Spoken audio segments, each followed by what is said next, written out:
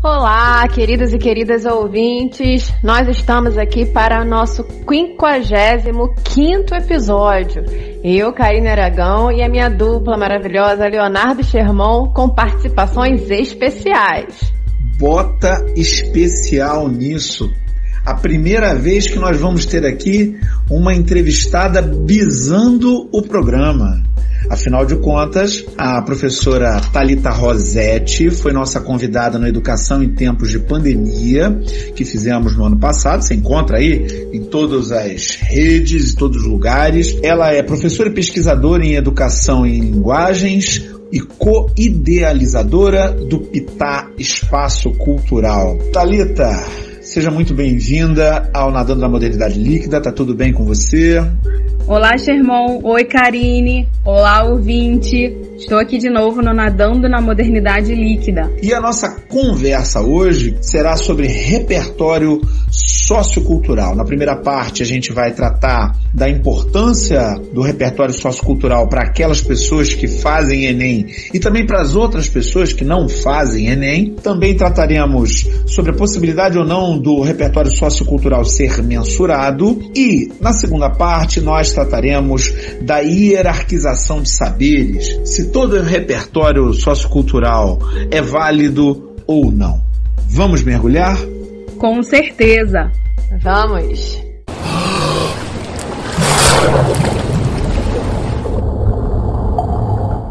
Hoje eu estou aqui sendo o único não letrado dessa bancada aqui virtual, né? Na medida em que não fiz faculdade de letras. Ouve-se falar muito de repertório sociocultural, sobretudo com relação ao Enem. Há uma questão importante com relação à prova de redação do Enem. Mas o que eu fico pensando é que, se por um lado é óbvio que o repertório sociocultural é muito importante no Enem, por outro lado, será que esse repertório sociocultural ele é importante para todo mundo?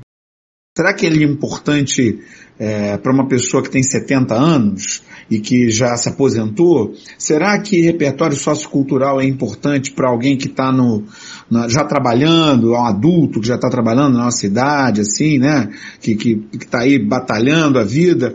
O repertório sociocultural é só coisa de Enem ou ele é importante para todo mundo? Pensei que ele ia falar, é só coisa de linguistas, já que ele se colocou aqui como único historiador.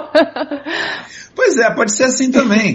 Isso é coisa de linguista de ou é de gente comum? Bem, eu acho que primeiro a gente tem que problematizar, assim, a própria nomenclatura, né? Eu acho que a gente tem que pensar no que seria em si esse repertório sociocultural para a gente entender se ele é importante para todo mundo, se todo mundo tem, se todo mundo desenvolve, né? Como que a gente está observando esse termo.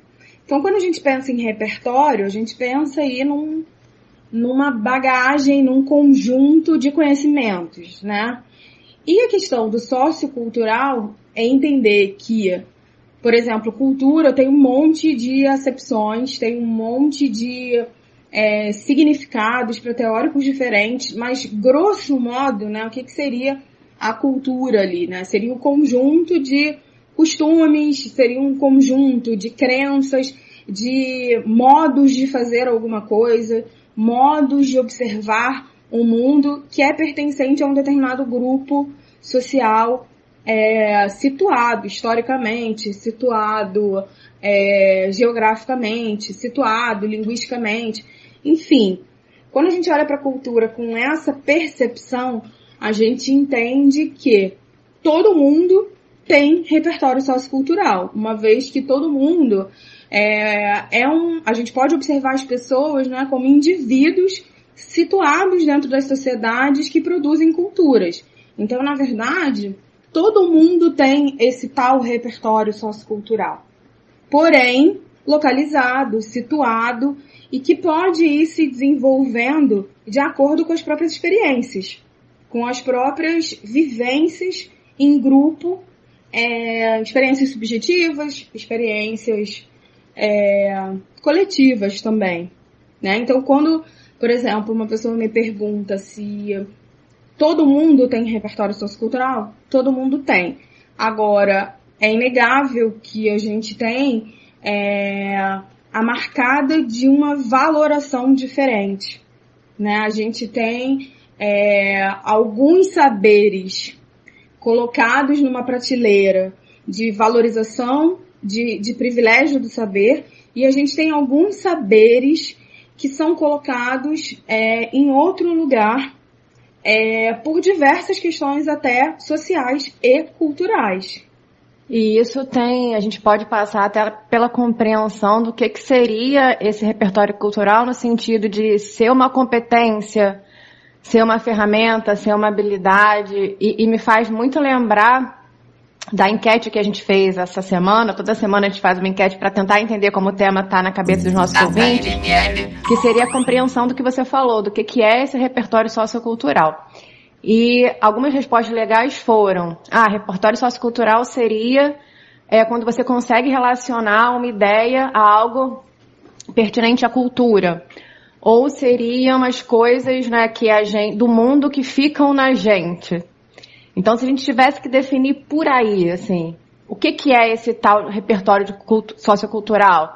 É a competência, é a ferramenta, é a habilidade de leitura, é a habilidade linguística, é a habilidade historiográfica, para trazer Leonardo Sherman, que implica com a gente, é a experiência de vida, o que é isso? Eu achei interessante essa frase que você falou sobre repertório sociocultural é o que fica do mundo na gente. Com certeza, né?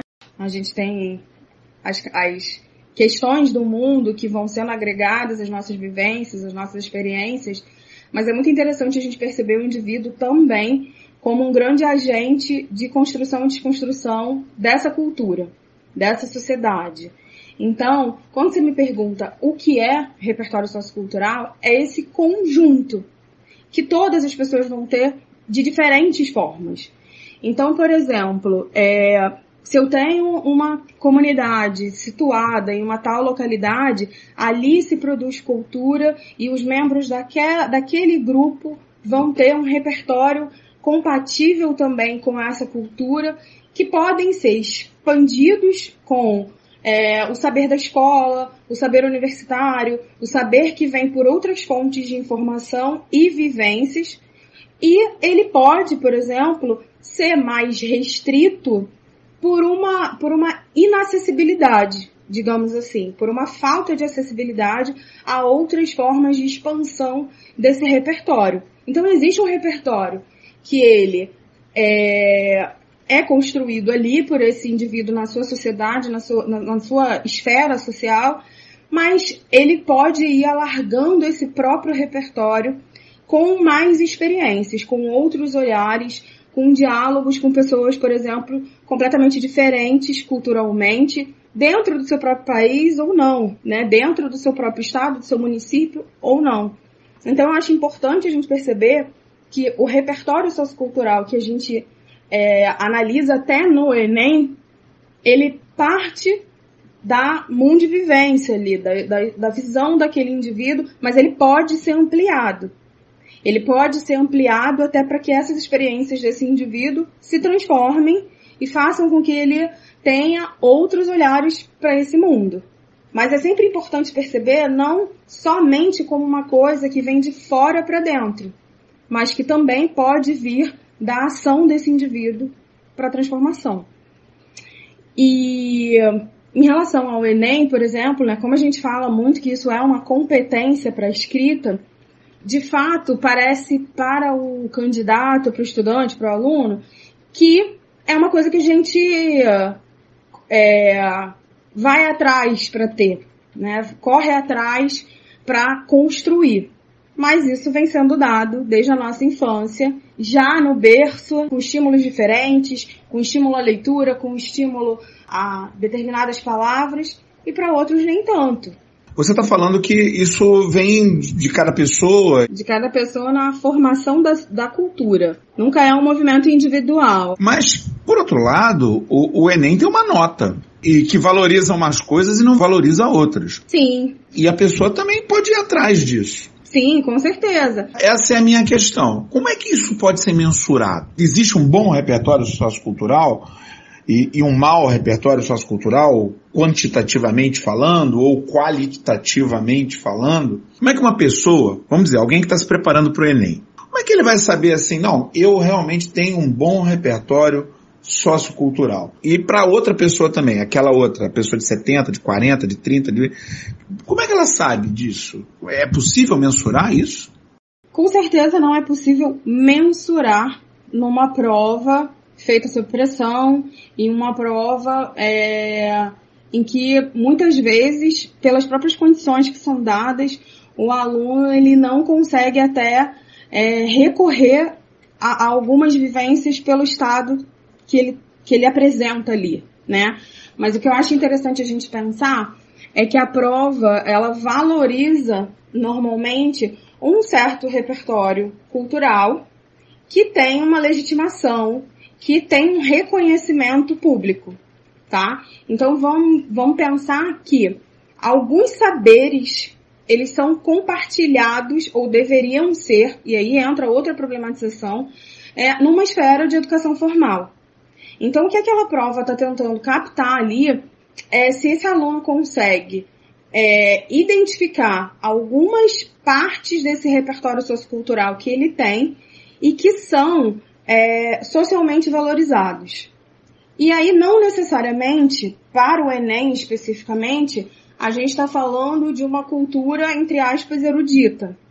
A partir do momento que a prova, ela também aceita repertórios que não são vistos por uma ótica da produção do intelectualizado máximo de escolarização, digamos assim, ou das classes privilegiadas, ela também tenta contemplar esses outros saberes que fazem parte da cultura, têm o mesmo valor, são riquíssimas e que, via escolaridade, deveriam ter sido apresentadas. Então, a escola é uma forma de vivência e é uma forma de ampliação de visão crítica. Então, quando a banca tenta mensurar aquela pontuação, a banca ela tenta ir por esse caminho, pelo caminho do que deveria ter sido apresentado, por exemplo, de acordo com aquela realidade numa educação formal. E aí vamos pensar que o que a gente está olhando aqui? Que numa prova específica que tenta concretizar o repertório sociocultural, ela também aceita aquele repertório que vem da vivência daquele aluno, desde que ele seja mais compartilhado, desde que ele tenha sido, de uma certa forma, legitimado por críticos ou legitimado pela própria comunidade, tá? Então vamos entender, por exemplo, que aquele que traz uma música popular da periferia, esse repertório sociocultural que pode ser dele ou que veio a partir da escolarização, ele é validado também. Da mesma forma como seria validada uma proposição de cultura, mas que não é popular, foi se cristalizando como arte do privilegiado, por exemplo. Então a gente não pode dizer nem que o Enem não valoriza, mas a gente pode afirmar que é imensurável, né? É imensurável numa prova objetiva, tal como ela você mensurar. E em nenhuma outra situação, em nenhuma situação a gente mensura esse repertório que é de vivência de um estudante, que é de vivência de um indivíduo. Então, você citou algumas vezes uma pessoa de 40 anos. Essa pessoa tem um repertório de saberes localizados, de investigações, de práticas que não podem ser objetivadas numa prova escrita formal, muitas vezes. Mas ela tem toda uma bagagem que, né, precisa ser vista, obviamente, como repertório sociocultural. É interessante porque na música é possível mensurar o repertório. É completamente possível. Assim, o repertório da pessoa, aquelas músicas que ela sabe tocar, aquelas frases musicais que ela conhece, as técnicas que ela tem. E me parece que esse repertório, quando recebe essa adjetivação sociocultural, a coisa fica numa abrangência tal que é mais ou menos tentar mensurar quem se é, né? isso, quem se é no mundo, com as suas experiências ao redor. E é interessante a comparação com a música, porque a gente pode olhar para a palavra repertório, assim como a gente olha para a palavra cultura, de uma forma diferente. Então, o repertório, se o repertório musical tem a ver com algo mais concreto, ou uma técnicas, né, digamos assim, ou qualquer coisa nesse sentido, você caminha por uma mensuração. Agora, se essa palavra repertório, ela tem um olhar de outra forma, como uma bagagem, como um percurso, como uma construção, uma coleção, é difícil você fazer essa análise tão objetiva. Mas aí o que se faz na prova, né? Se pede uma demonstração de uma variedade dessas possíveis experiências e desses possíveis conhecimentos. Então, sendo uma prova, ainda que se tenha esse nome, né, o que se procura fazer é olhar para a possibilidade de diálogo com as próprias experiências. E nesse sentido, eu acho interessante, porque a gente vai pegar uma prova que, de alguma maneira, em alguns momentos, né, se isso for bem claro, assim, para as pessoas que estão prestando o concurso, que é o contato, seu contato com a temática de acordo com as suas experiências, com os conhecimentos que você já teve ao longo da vida. Muitas vezes, com uma escola muito fragmentada, a gente não tem essa conexão. Então, o jovem, ele tem uma dificuldade, alguns, né, têm a dificuldade de fazer essa conexão, de pegar muitas coisas que ele sabe e conectar. Então, quando você tem uma proposta para redação feita desse jeito, você possibilita que ele comece a pensar nisso. O que eu tenho, o que eu já vi, o que eu desenvolvi, que casam com essa temática e me fazem pensar. E aí eu acho que a mensuração ali, em relação à prova, é também em relação à carga crítica desse conteúdo, né? Então, a gente tem muitos repertórios, muitas informações que constroem esse repertório, mas muitas não são totalmente críticas, não são totalmente reflexivas, muitas vezes não passaram por um processo de reflexão, de eu penso dessa forma porque eu fui criada nessa cultura, eu concordo com isso, eu não concordo com isso, eu repito. Então essa prova, ela coloca um pouco o aluno também para pensar na sua própria bagagem. Eu queria puxar um gancho desse ponto que você colocou para justamente pensar assim, a prova do Enem, por exemplo, ela tem uma mensuração muito clara, né, desse repertório sociocultural. Tem uma pontuação que você adquire ali de acordo, como você estava falando, com a legitimação, com a pertinência desse repertório. Mas quando a gente fala de uma pessoa que está fora da escola, né, a gente comentou aqui sobre uma pessoa de 40, 50, 60 anos, como que a gente mensura isso? Assim, ela construiu o repertório sociocultural da maneira que é legitimada socialmente? Vou dar um exemplo aqui dessa semana. É uma experiência. A gente ministrou em conjunto uma aula sobre a Clarice Lispector, né? A minha mãe, por exemplo, ela estava assistindo, ela não é leitora da Clarice Lispector. E a gente projetou um texto sobre o livro A Paixão Segundo GH, que falava sobre o momento em que ela abandona a terceira perna para poder caminhar. E a minha explicação, por exemplo, foi altamente didática, né? De acordo com a minha experiência de vida, mas a minha explicação é claro que tem um quê de filosofia por trás.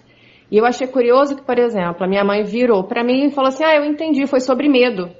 É sobre medo. E medo, por exemplo, não foi a palavra mais simples que eu poderia ter usado para falar sobre o trecho, e eu não usei. Então, assim, como que a gente valida isso? A minha mãe, por exemplo, que não é especialista em Clarice Lispector, teve uma visão que eu não tive. Então, ela teve ela tem um maior ou menor, ela acumulou, ela construiu. Como é que foi esse repertório na vida dela, né? Como é que a gente faz essa mensuração para quem está fora da escola? Eu acho que a primeira coisa a pensar essas pessoas não têm menos repertórios que outras.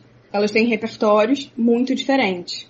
Então, muitas vezes, uma pessoa que não frequentou o espaço de escolarização, ela pode não ter conhecimentos e repertórios próprios que são localizados como escolares, mas elas têm outros repertórios que têm um valor enorme, por exemplo, e não foram contemplados ali ou não são contemplados ali. Então, por exemplo, quando a gente olha para a cultura popular e a gente observa a riqueza disso na cultura, que também transmite lições, que também traz reflexões aprofundadas sobre as questões, né? Então tem a questão da Clarice Lispector ser uma escritora legitimada pela academia privilegiada, pela academia branca. A gente tem uma Clarice Lispector, mas a gente tem outros repertórios que também promovem uma reflexão, que também promovem algo muito aprofundado em culturas populares fora da escola. E aí, a gente não vai conseguir mensurar, mas essa pessoa tem o seu repertório compatível com aquele universo não escolarizado, porém também cheio de riquezas. A diferença aí é como a sociedade está lidando com essa cultura. Se ela está enxergando essa cultura como algo de fato que não é repertório, que é menor, ou se ela valida essa cultura. Então, eu vou dar um exemplo que eu gosto muito, né? Pensem, por exemplo, na profundeza do cordel, na profundeza do samba enredo, na profundeza do samba de raiz,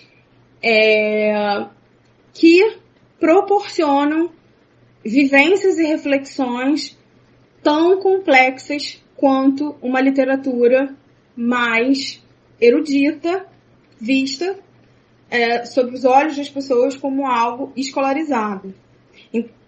Então, eu acho interessante pensar nisso, porque senão a gente perde a noção do saber localizado, não escolarizado, como fonte de conhecimento.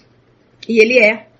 É como se a gente pensasse que, por exemplo, só a escola fosse fonte de produção, de criticidade e reflexão. E a gente tem na cultura brasileira marcas que ultrapassam isso. E é nesse sentido que a gente vai passar para a nossa segunda parte. Se há saberes fora da escola que são tão importantes, a gente só pode perguntar uma coisa. E agora, José?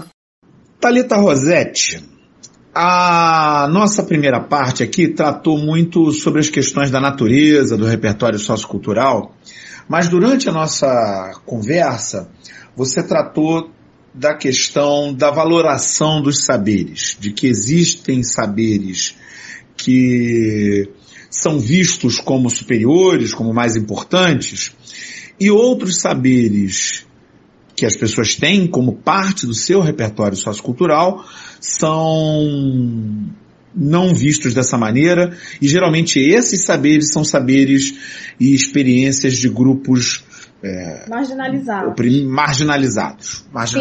Boa. E a minha pergunta a você é a seguinte: como é possível, nós aqui, 3 educadores, e mesmo para quem está aí na sua batalha para aumentar o seu repertório, e que está no Enem e tudo mais, e que está preocupado de ver em si próprio um elitismo muito forte, como é possível construir um repertório menos elitista, mais democrático, mais abrangente, mais plural e mais diverso?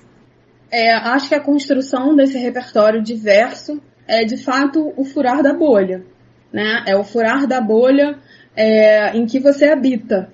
Então, se você está posicionado na sociedade, numa classe hegemônica, e você, de repente, se abre para novas formas de enxergar essa realidade, novas formas de conhecer a realidade das outras pessoas, você vai adquirir outros repertórios. A gente também adquire repertório na troca. Então, a gente parte do pressuposto, né, de que uma sociedade democrática, ela também ela tem que passar pela troca entre as pessoas de uma forma democrática.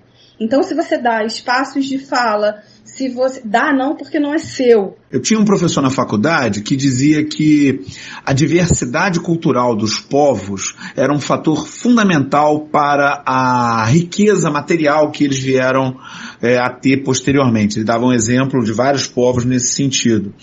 E E aí eu fico pensando nesse apartheid não consolidado aqui no Brasil, essa extrema segregação que nós temos por aqui, e o quanto de repertório que a gente está perdendo, cada um de nós, e nós como povo, como sociedade, a gente perde ao não ter, de uma maneira mais forte, essas interconexões sendo fortalecidas o tempo todo pela nossa mídia. E por nós mesmos, ao atravessarmos esses muros que estão estabelecidos na nossa sociedade. Com certeza. Eu percebo que parte significativa, né, dessa perda se dá pela ausência de diálogo, pela ausência de encontro, pela ausência de promoção mesmo de discussões com pessoas diferentes, que tenham experiências de mundo diferentes, que tenham saberes completamente diferentes. Pela ausência de diálogo e a legitimação, a tentativa de legitimar uma hierarquização também, né? Porque a gente vive, né, socialmente tentando fazer essa hierarquização. Por que você ter, por exemplo, conhecimento de bordado é menos legitimado do que você ter o conhecimento linguístico? Ou porque você ter o conhecimento da terra, essa, né, inter-relação que a gente fala muito da cultura indígena, já que o Sherman tocou na ideia da diversidade, né, a experiência, vamos falar, o repertório da vivência de uma cultura que é ligada à terra, às vezes menos legitimada, é visto como exótico do que um outro conhecimento que está no cânone, né? Essa tentativa de hierarquização talvez atrapalhe isso, não sei. Essa tentativa de hierarquização, ela é uma fortalecedora desse poder hegemônico que não cede espaço, né? Então, hierarquizar conhecimento também é uma forma de tentar colocar um saber acima do outro e um poder acima do outro. Então, essa hierarquização que passa por diversos espaços, ela tem um propósito bem definido, né? Que é de dizer quem tem mais valor e quem tem menos valor nessa sociedade. E isso só pode ser desconstruído, assim, com educação. Nos espaços, e educação eu não falo só educação formal. Eu estou falando de qualquer ponto de educação. Mas entra aí também, desculpa a provocação, mas entra uma proposta educacional nesse sentido. Sim. Porque se a gente pensar que parte da educação brasileira está nas mãos de grandes grupos econômicos e que tenta fornecer somente informações desse saber considerado superior para pessoas de classe média e classe alta das capitais brasileiras, só vão querer reproduzir, né? Não vai ter essa. A gente vê uma manutenção desse pensamento. A manutenção, sobretudo quando os colégios são eles próprios hierarquizados e ranqueados pela nota que eles conseguem nos vestibulares da vida. E aí você vai pela cidade vendo lá os outdoors, tá? Passou para não sei o que, passou para não sei o que lá, mas tudo bem, passou, e daí? O que foi construído ali dentro? Que indivíduo também foi formado para essa sociedade, né? Acho que antes da questão da aprovação numa universidade que é pública ou bem conceituada, existe um indivíduo que vai estar com muitos saberes acadêmicos também nas suas mãos. E o que ele vai fazer com isso? Ele vai hierarquizar também esse conteúdo, ele vai problematizar essas questões, ele vai tornar acessível, ele vai buscar diálogos dentro e fora dessa academia. Então, de uma certa forma, é importante problematizar essa escala de valoração de saberes. E é claro, né, a gente estava conversando isso, que não é ficar restrito no repertório sociocultural do aluno sempre. Ele tem o dele, mas ampliar as visões que ele tem ajudam num movimento de problematização da realidade. Então, quando ele tem um repertório, assim como qualquer outra pessoa, mas ele também pode confrontar essa realidade com outras para que ele chegue a novos conhecimentos. Então, nesse sentido, espaços de formação, não só escola, mas quando a gente pensa num coletivo de mulheres, num coletivo de negros, num coletivo de pessoas do campo, né, nas suas mais variadas características. Toda essa coletividade também produz novas experiências como espaço de formação de repertório, de influência, e isso é muito importante. Então é pensar na escola como um elemento que expande também, mas é pensar em outros lugares que também expandem, por um podcast, por um programa de televisão, enfim, espaços de conhecimento diversos, né? Que não necessariamente formais, às vezes informais também. Você diria que um fator também nesse caminho é talvez não subestimar as pessoas quando a gente tem um saber que é legitimado, que é intelectualizado, não partir também de uma certa soberba achando que os outros não irão entender? Com certeza. Com certeza é não subestimar ninguém, seja lá por qual fator, né? Não subestimar um adolescente, não subestimar um idoso, não subestimar uma pessoa adulta, seja lá qual for a sua realidade social, etária, de orientação, de raça, todos têm repertórios muito significativos para a vivência do próximo, para que ele possa, inclusive, refletir sobre o que ele mesmo aprendeu na cultura dele. Então, às vezes, a gente traz bagagens de uma certa cultura que, confrontando com outros saberes, a gente desconstrói. E quando a gente fecha esse campo de visão para o outro, se colocando hierarquicamente acima dele, a gente perde toda essa oportunidade de repensar o próprio familiar, de repensar a própria cultura, né? Que se adquiriu ao longo da vivência, da experiência que a gente tem. Professora Thalita Rossetti, nós agradecemos muito você ter parado os seus múltiplos afazeres. A gente sabe do quão ocupada você é, né, em todos os seus estudos e trabalhos, para vir aqui e abrilhantar essa nossa conversa de início de semana aqui, né? Reforçando o agradecimento, muito obrigada mesmo por ter dividido com a gente o seu conhecimento e a gente conseguir fazer o que a gente comentou aqui, né? Dialogar, que é importante. Muito obrigada. Eu que agradeço, obrigada e até a próxima. Thalita está indo embora, mas a gente vai ficar por aqui ainda mais um pouquinho, porque é hora da gente ler as mensagens na garrafa. A gente queria agradecer bastante a mensagem da nossa ouvinte, Ana Cristina, nossa ouvinte assídua, que nos escreveu sobre o nosso episódio em relação à colonização. Ela disse o seguinte: papo maravilhoso, muito instigante. Como vocês cruzaram muito bem para sairmos dessa colonização contemporânea que vem se arrastando há várias décadas, somente com uma visão crítica e consciente.